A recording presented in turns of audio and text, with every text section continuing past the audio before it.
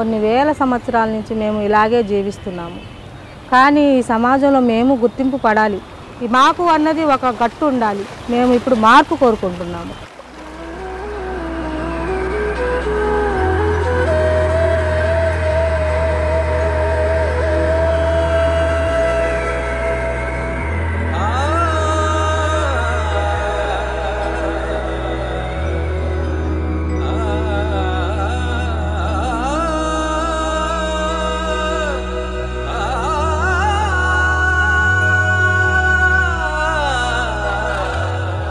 మొదట్లో సిబిఓ ఎందుకు అవ్వాలి అనేది కొంతమంది క్వశ్చన్ చేశారు.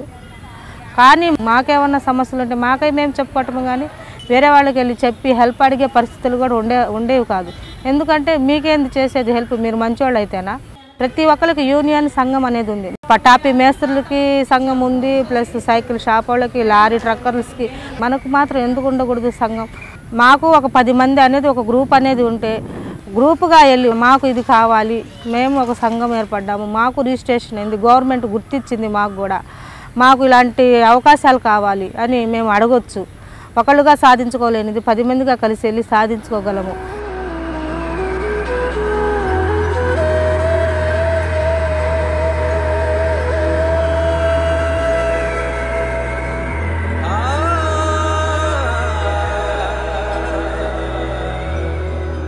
పదిహేను సంవత్సరాలు సార్ ఈ హింస. నేను ఇవన్నీ నా గోరుగాట్లే, ఇవన్నీ గోర్లు తగ్గించినాయి. మొత్తం కత్తిపేట పెట్టి ఎంత బొడుగు కోసాడు ఇక్కడ. అయినా ఇష్టపడి నా భర్తే కదా చేసింది అని సహించుకున్నాను తప్పనిచ్చి నేను ఏ రోజు మా అమ్మగారి ఇంటికి వెళ్ళలేదు సార్.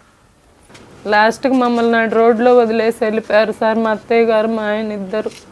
8 నెలలు పడ్డా నా బాధ. నేను సూసైడ్ చేసుకుందాం అనుకున్నా. మా ఇంటి ఎదురు కుమారి అని అమ్మాయి ఉంది. చెప్పి బాధపడుతుంటే ఇలాగ మాకు సిబి వాళ్ళు ఉన్నారు, నేను తీసుకెళ్తాను, నువ్వు ధైర్యంగా రాగలిగితే అని చెప్పేసి తీసుకెళ్ళింది. షహనాజ్ మేడం గారిని కలిసి వెంటనే చిలకలూరుపేట వెళ్ళి సిఏ గారిని కలిసి మాట్లాడి యాక్షన్ తీసుకున్నారు. మైండ్ ఓవర్ కేసు కింద పెట్టాం. గృహహింస అంటే ఏంటి, ఎలా మాట్లాడాలి, సార్ల దగ్గర ఎలా, ఏది ప్రాబ్లం వచ్చింది, ఎలా వెళ్ళి మీట్ అవ్వాలి వీళ్ళని, వాళ్ళు ఎలా తీసుకెళ్ళి ఎలా ప్రాబ్లం సాల్వ్ చేస్తారనేది నేర్చుకున్నారు.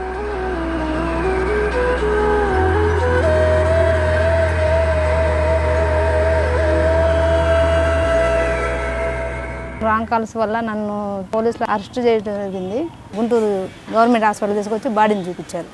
తీసుకొచ్చి చెప్తావా అని చుట్టూ ఒక 7-8 మంది పోలీసులు కూర్చున్నారు. సిఐ మేడికొండూరు సిఐ గారు, ఎస్ఐ గారు అందరూ వచ్చి కూర్చున్నారు. నువ్వే చేయించింది, నీకు అతనికి అక్రమ సంబంధం ఉంది, అందుకని నువ్వు చేయించావు, ఏ డబ్బులు కాడ ఏదో తేడా వచ్చింది మీకు. కరెంటు పెట్టారు సార్, నా కాళ్ళు చేతులు కట్టేసి కరెంటు పెట్టారు. నాకు కరెంటు పెట్టారు. దాని ఏదో సూదులతో కూడా గుచ్చుతామన్నారు. నాతో పాటు సభ్యులు అనేవాళ్ళు నాలాగా బాధలు పడకూడదు అనే లెక్క మీద నేను కొద్దిగా అవగాహన పెంచుకోవడానికి పారాలీగల్ ట్రైనింగ్ కోసం, నా మనోధైర్యం కోసము నాతో పాటు సభ్యులకి ఇలా కాకూడదని నేను ఈ నిర్ణయం తీసుకొని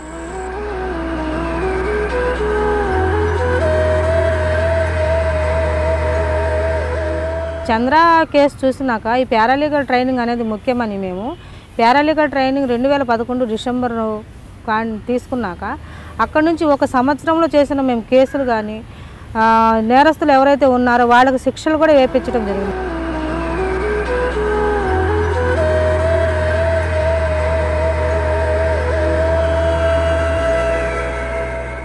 మనం ఇష్టపడే వాళ్ళకన్నా మనల్ని ఇష్టపడే వాళ్ళు లైఫ్ లాంగ్ బాగా చూస్తారని, తను అలా చూస్తాడు, చదువులేపైనా నన్ను బాగా చూసుకుంటాడు అనుకుని నేను చేసుకున్నాను మ్యారేజ్. కానీ చాలా బాధలు పెట్టాడు. 2-3 సంవత్సరాల తర్వాత ఏదో ఇన్ఫెక్షన్ లాగా వీపు మీద దురదగా మంటగా అలా అనిపించడం, అలా ఉండేటప్పటికి ఒక రోజు టెస్ట్కి వెళ్ళాం. వెళ్తే పాజిటివ్ అని తెలియదు, హెచ్ఐవి. అప్పుడు చాలా భయపడేదాన్ని. కానీ నేను ఎక్కడికి వెళ్ళలేదు, నువ్వే ఎక్కడికో వెళ్ళావు, నువ్వే బయటకు వెళ్ళావు అని నాలో లేని అలజడిని లేపి అనవసరంగా నన్ను ఒక కమ్యూనిటీలా మారేలా చేసింది తనే. తనకు టీబీ అటాక్ అయ్యి పాజిటివ్ అని తను తగ్గిపోవడం వల్ల అందరికీ తెలిసిపోయింది. మీరు మా మధ్య ఉంటే మాకు వచ్చిద్దని ఎవరు రెంట్కి ఇవ్వడం మానేశారు. ఇక్కడ సంపత్ నగర్ ఏరియాలో కొంతమంది ఇల్లు వేసుకుంటున్నారని తెలిసింది. వాళ్ళతో పాటు వచ్చి నేను స్థలం ఆపుకొని ఇల్లు వేసుకున్నాను. వేసుకున్న తర్వాత ఆ మున్సిపాలిటీ వాళ్ళు వచ్చి ఇక్కడ నువ్వు ఎక్కడి నుంచో వచ్చి వేయడానికి వీల్లేదని ఇంటి దగ్గర వాళ్ళందరూ వచ్చి గొడవ చేశారు. షైనాజ్ మేడం గారే వచ్చి అలా ఎందుకు చేస్తున్నారు, మేము కమిషనర్ గారి దగ్గర నుంచి లెటర్ కూడా తీసుకొచ్చాము, కాబట్టి మీరు తీయడానికి వీల్లేదు, తనకి పూర్తి అధికారం ఉంది.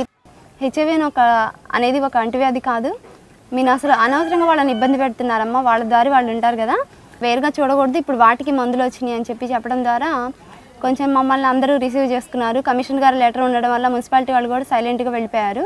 సిబిఓలో చేరిన తర్వాత ఇప్పుడు ఏదైనా సాధించగలను, నాకు కావాల్సింది ఎలాగైనా నేను అడగగలను, నేను ఒంటరిగా కాకుండా నలుగురితో వెళ్ళి మా వాళ్ళతో కలిసి వెళ్ళి నేను డిమాండింగ్గా నేను తీసుకోగలను, నాకు అది కావాలి, నాది హక్కు అని నేను అడగగలను.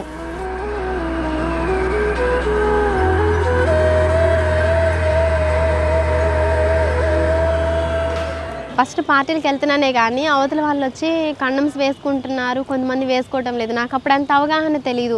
కమ్యూనిటీ వాళ్ళకి ప్రతిసారి కూడా కండమ్స్ యూజ్ చేయాలి, ప్రతి 3 నెలలకు ఒకసారి ఆర్ఎంసీ పరీక్షలు చేయించుకోవాలి, ఐసీటీసీ 6 నెలలకు ఒకసారి చేయించుకోవాలి, సిఫిలిస్ 6 నెలలకు ఒకసారి చేయించుకోవాలి.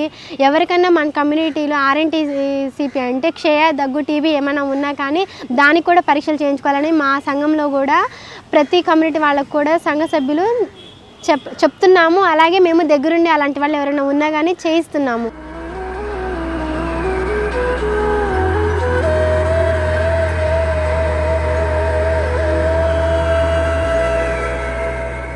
ఎలా బతుకుతాను నా పిల్లలతో, నా తల్లిదండ్రులు, నేను పెద్దవాళ్ళు, ఇద్దరు ముసలి వాళ్ళతో ప్రతి నిమిషం ప్రతి సెకండ్ నిద్రపోకుండా ఆలోచిస్తూ ఉన్నా.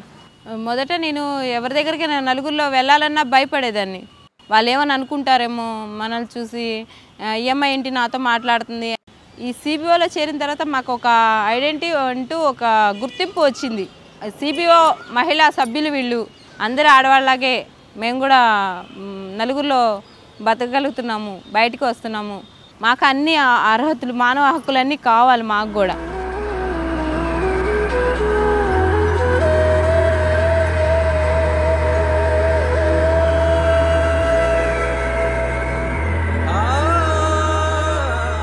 ఇది మాకు తొలిమెట్టు. ఇవి చిన్న విజయాలే, మా ముందు ఎన్నో సవాళ్లు ఉన్నాయి. మా పిల్లల భవిష్యత్తు బాగుండాలంటే ప్రజల దృక్పథం మారాలి. ప్రభుత్వం మమ్మల్ని అన్ని అభివృద్ధి కార్యక్రమాల్లో చేర్చాలి. ఇది మా చిన్న కోరిక.